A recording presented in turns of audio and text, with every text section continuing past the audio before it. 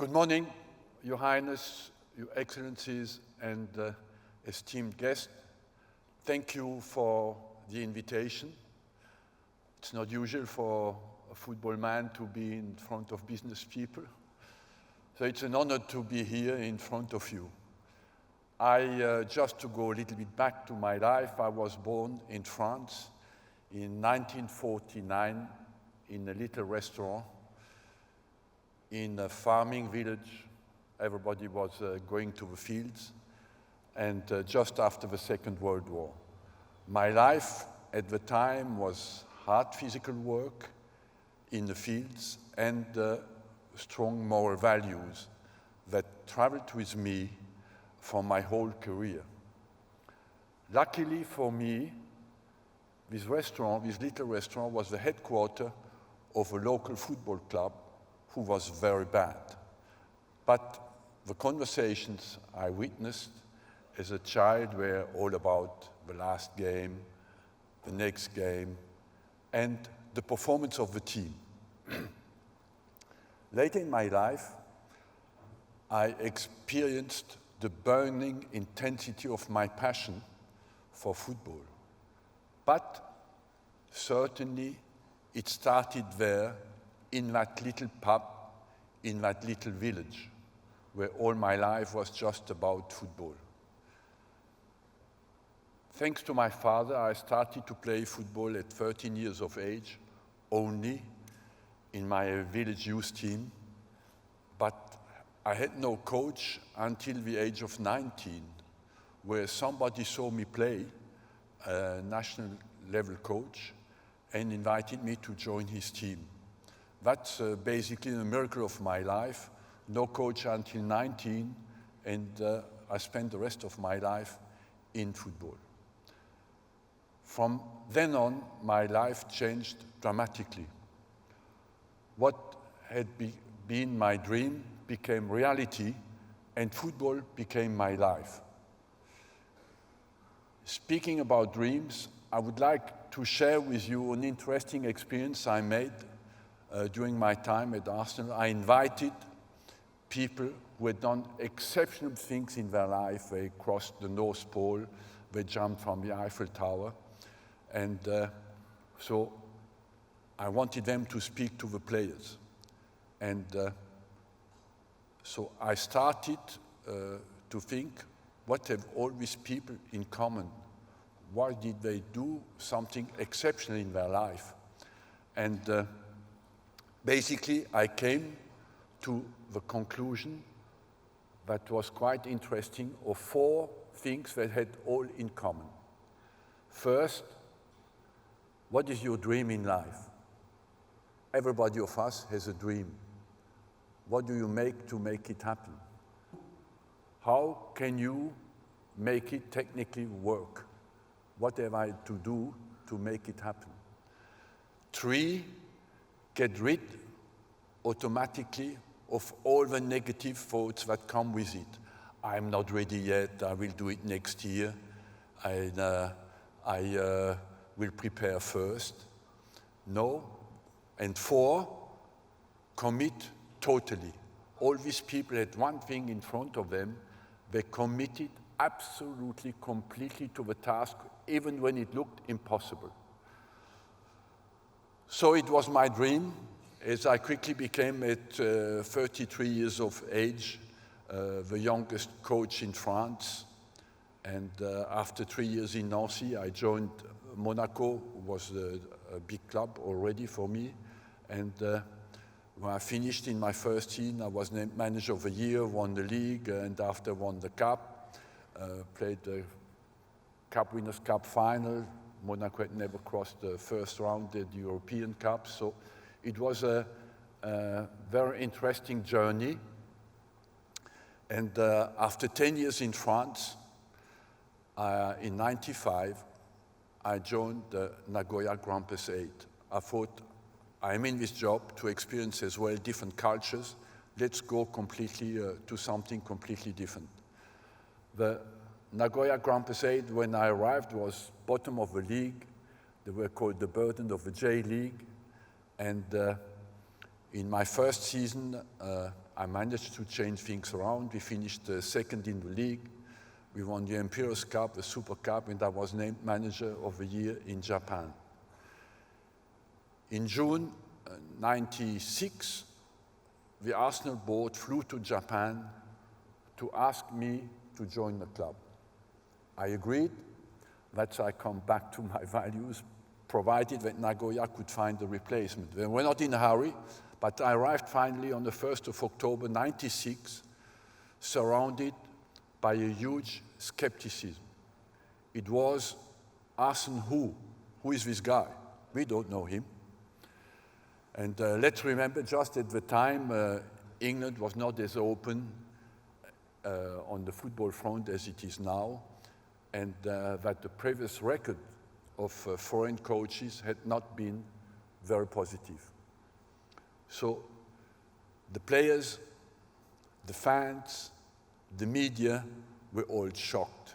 So I had, of course, to face adversity, and what is a basic target of a coach is to use my capacity of persuasion to convince people that I'm there because I have the quality. The players would need to be convinced of a new, completely new disciplined way of training and living their lives on and off the pitch. The media questioned, of course, everything. That's their job, but you have to accept. And my arrival created as well a solidarity among the existing club coaches to make life difficult for me. They did well. Fortunately, I was granted total confidence by the board. That shows you that this is something that is very important when you arrive somewhere, that people who decide have confidence and give you confidence. And I must say, walking into the club, I could feel there's a dignified way of respect for tradition. And what I admired as well is that great balance between respect for tradition and courage to move forward. That balance that is so vital was for me something that I respected really greatly. So, of course, Arsenal was never scared to move into the future, and it was a massive club. What is a massive club?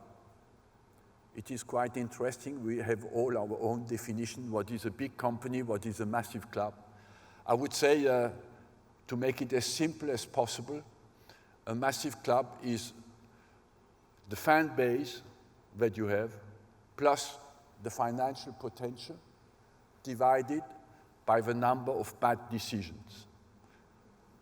And of course, some clubs do very well at that. And the more bad decisions you make, the smaller your club gets.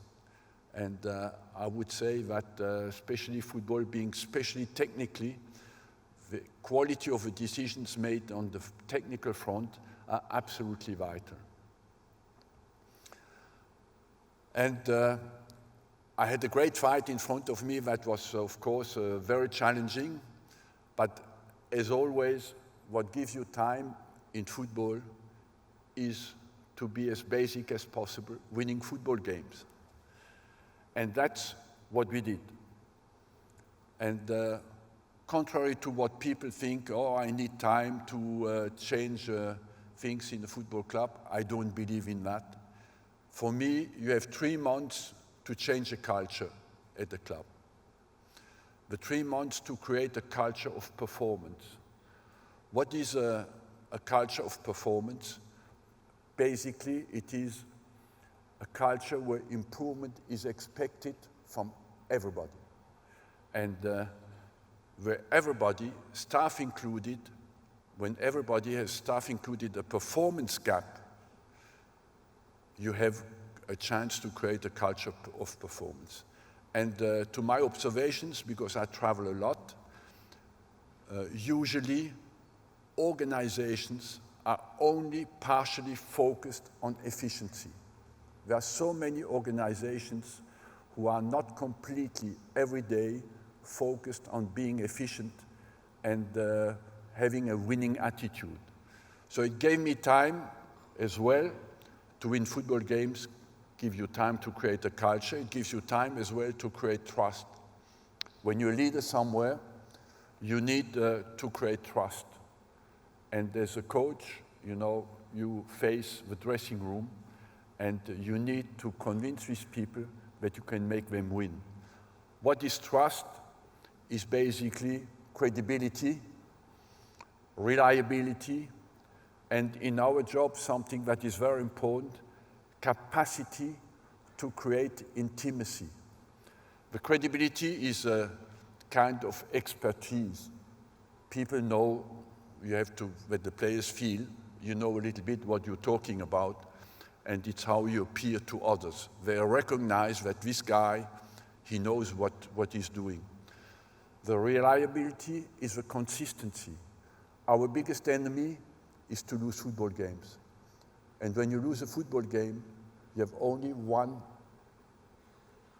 thing you want is to always change things. But you need consistency in your speech.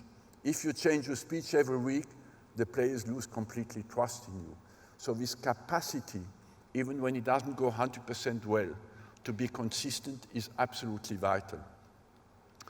The intimacy is the ability to connect with your people. When you look in his eyes and say, I want you to do that in a different way, and that he believes that you really care about him and that you're honest. That is absolutely important. So I believe as well, when you're responsible, I always had that speech to my staff. The staff is zero privilege. That means none of us puts self-interest in front of the interest of the team. And this is, of course, what we always try to apply, and it's not easy on a daily basis. To win football games give me also time to analyze how to improve the elements that may be holding us back. Because when you arrive somewhere, you need to know, where am I? What is this club about? What are the values? How do you define the values of a club?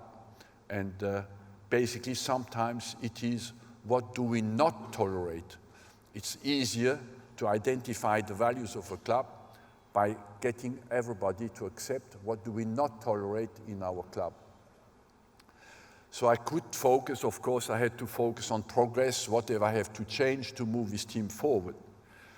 So playing against the strong teams, the big teams, in the first season gave me time to accelerate the evolution of the team.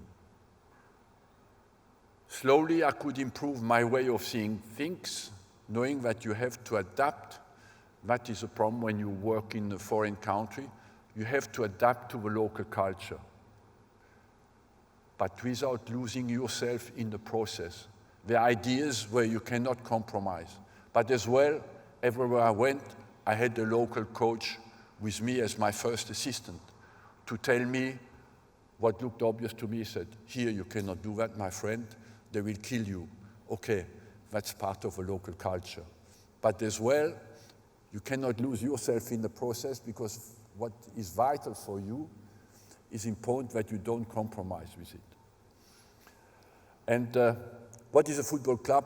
What kind of influence can the football manager have for a club? I always believed that, personally, I felt always I had three responsibilities.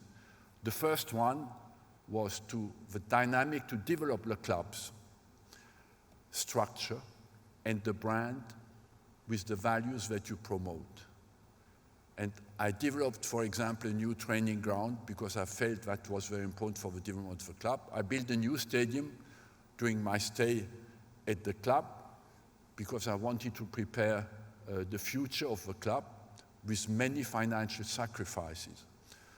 We have a second influence is the capacity to influence the results of the team and the philosophy of your game. How do we want to play football? How do we want to win football games? And the third influence you can have as well, that is a very important one as well, is the capacity to influence the development of the players and their career. This is important as well. All these things inside the club are, of course, linked by creating a common culture. How do we want to perceive it? How do we want to behave? A common culture has one advantage. It creates a behavior. And it creates a behavior which the behavior creates cohesion. And the cohesion creates an edge. And the small world, the big world we live in is, of course, this little edge can make differences. But when I speak about the structures of a club standing here now, I would like as well to take the opportunity personally to thank Emirates for having supported us for such a long time during a very sensitive period when we built the stadium. And I'm very grateful for that supportive contribution which allowed me to generate a legacy. I could leave behind this legacy that I could leave behind. The development of a team demands more than just winning the next game as well, because great teams can deliver far more than the sum of their parts. But to reach their potential, they need a strong leader with a clear vision for the future. In a team, the players, first of all, they look after themselves. In a team, the players need to meet their needs to be happy. If you say, look, you have to do that for the team, the guy says to you, yes, but what's about me? So yes, first, you have to create an environment that allows him to meet his needs to be happy and to commit to a common purpose to which they hold themselves accountable. Once they own your project, you can move from forming to performing. At the start, of course, you form a team, but you have to get them to perform. For that, the sense of observation is absolutely a highly needed quality of a coach.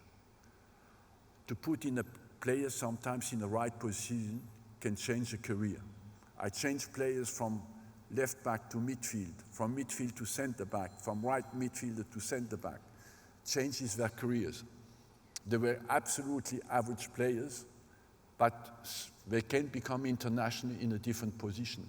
So this is, of course, something that can change careers. The purpose of a leader is as well to get the best out of the potential of the team. Nobody can measure that, but you feel as a person, how can I get better? How can I get the best out of this team? And that's why one day in a stupid way, I said, I want one season to play without losing a game. That led to the Invincibles' perfect season. The target was to push the team as close as possible to perfection. And my own players told me, what you ask from us is impossible to do. The pressure is too high. And that's where you can say, okay, sorry, I was wrong.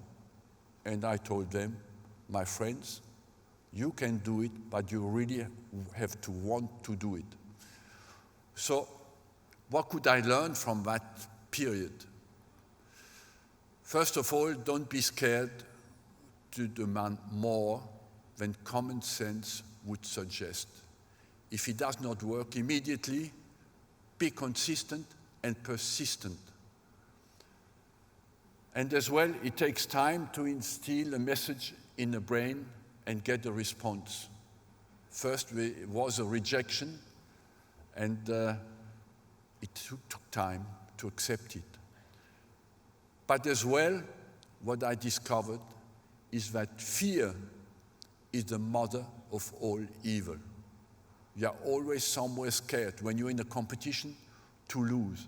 When you lost that fear to potentially lose a football game, people became different people. Because the ego of a football player is a positive motivator, because it drives you to be as good as you can be. But it is as well the ego of all of us is always looking for self-confidence, and it compares itself always to others, looking for promoting it, and sometimes detrimental to the team spirit. And when that fear disappeared, everybody was just focusing on getting better and contributing to the team. And that was, for me, the biggest revolution I discovered during that period. So, of course, like everybody, like every period in a football club, this period takes an end. And we were, after that, after 49 games, that means 1.5 years, we did not lose the game. And this allowed us to really focus on developing our game and become as good as we could be. But after that, after 49 games, this period took an end. And it was a huge experience from the start to the end for me as well. I went just to the game to enjoy and discovered a whole other aspect to my job. Keen to see my team play and get to the next level. After 49 games, this period ended in the controversial, heated, well-known Pizzagate in a corridor at Old Trafford. And looking back today in my career, after having managed top-level players for nearly 40 years, I sometimes wonder what makes an elite player, what makes an elite person. And I would say, overall, I speak about football that I know a little bit better than all the rest. Usually it is a person who has one dominant quality. When I looked at people, it's always what has he stronger than others, and in what aspect? Is he physically stronger? Is he more resilient? Is he technically better? But you needed one quality that is dominant. Nobody has all the qualities. Even in our game, even the best player in the world has not all the qualities, but he has dominant quality. The second common thing of all top-level people I met is they have an objective and hard analysis of their performance. When I asked the player always, how do you think you played? He said always to me, no, boss, tell me you. I said, no, start you first. When you analyzed well and in a harsh way, I always thought this guy has a chance. Another quality they had all is resistance to pressure and inhibition. You have people, they are the whole week in training, they are top level. When they turn up in front of 60,000 people, you don't see them anymore. And we have others in training, they are not exceptional, but when the competition starts, they are better than you expected them to be. They have no inhibition. They feel that's their ground. That's for me.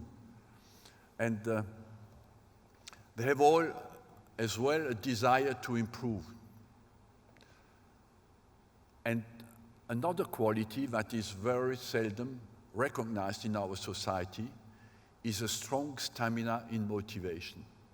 I analyzed players at 17 years of age. Those who had a successful career had all a strong stamina and motivation with personality profile.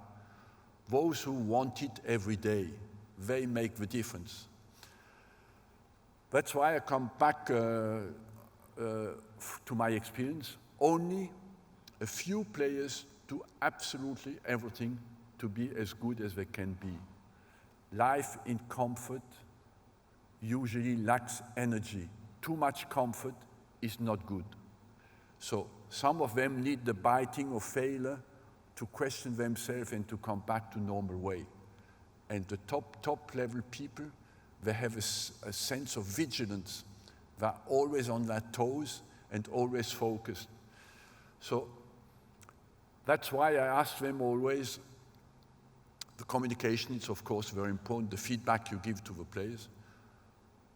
Do you think you have reached your full potential? Do you want to get better at what you do? Have you a clear picture of what your next level could look like? And that's this kind of communication to keep them on their toes and get them to improve is, of course, vital. And what I got as well from my long career is that all of us, we are all mixtures of wanting to win and hating to lose. I'm sure all of us are like that. Some of you are more wanting to win. Some of you are more hating to lose. And usually, the strikers are more wanting to win. And the defenders are more hating to lose. So this is as well, the psychological profile of every person is of course important in the competition. And that's why the observation skill is therefore an important quality of a coach, maybe the most important. And that's why as well, I say to the young coaches, trust your eyes, not your ears. Trust what you really observe. And we live in a world where everybody has opinions, and you forget sometimes to trust your eyes. That's why that resistance to opinions of everybody is absolutely important as well. So today's things are changing and decisions are much more based on data and artificial intelligence. And I would say I started that, we were the first to start that at Arsène in 2011. We bought a company in the States to start to analyze the players all over the world. Why? Because the decision-making is an important process, part of the success of a club. And as well, because science helps you to understand better the world you're living in. And the performances of the players are quite stable. That's why it's very important to analyze the data, because they repeat always basically the same informations. Today, when I started to manage, I was alone with my team at the top level. And today, and I had to fight for information. Today, the modern manager gets too many informations, and his skill is maybe more to choose the 3 or 4 informations that can make him help him to make the best possible decisions. It's more selection, and I would say today the modern manager should concentrate more and more on less and less to be more efficient. A coach today is as well basically a company on his own. He has 12 to 15 assistants. When he travels, they travel with him. And they make contracts with the clubs, with their assistants. So it is a company who makes a contract with a company. So that's, some of them pay even more their own people. It's not the club who pays them. They negotiate a total deal for their assistants, and they pay them themselves. So what is as well the modern manager is, of course, he has to deal with stress in a highly competitive world. What is a highly competitive world is as well with small margins. The information travels quickly. You have never a big advantage for a long time. The margins are very small. And a world with fast changes. The world changes very quickly. You think you have an advantage, you have found the player, and suddenly it's not true anymore. And as well, you face permanent judgment. The judgment is vital and harsh and very quick, straight after the game. Today you see the players coming in the dressing room, they straight go on their phone to see what people think of their performance on social networks. That's why the real leader is, of course, the manager. And I said many times, who motivates the motivator?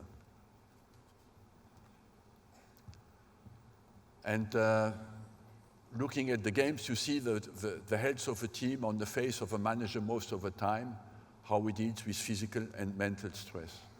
So, because my time is coming up, I would like as well just to finish on what about the future of our game.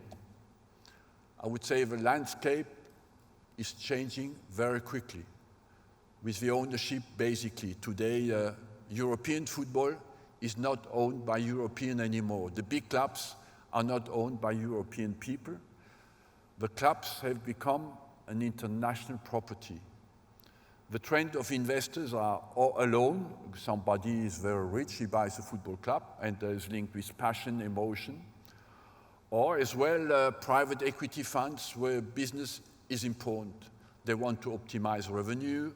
They are more focused on fan experience with social networks. They are more focused on multifunctional stadiums. They are focused on brand building, data-driven operations, and performance-oriented. They are verifying injury prevention and tactical planification. So, of course, the world is changing, and being now at FIFA, I must say, analyzing, we have 211 countries who are affiliated to FIFA. And today, football has become worldwide #1 sport. But as well, we face as well new challenges. First of all, the last 30 years keep the unity. What has made success is the unity of the organization of football. And as well conquer parts of the world who have not won the World Cup today. I speak about Asia, I speak about Africa, Oceania, CONCACAF, Central America, and that is absolutely vital that we develop the game there. And developing the game is developing the education of the young players. The challenge is massive, but vital to develop more our game and give everybody a chance. The real challenge we face today is every talent in the world, we want to give him a chance. It's not the case today, but it's a massive but very exciting challenge that I'm doing now at FIFA. So thank you everybody, and have a great time here.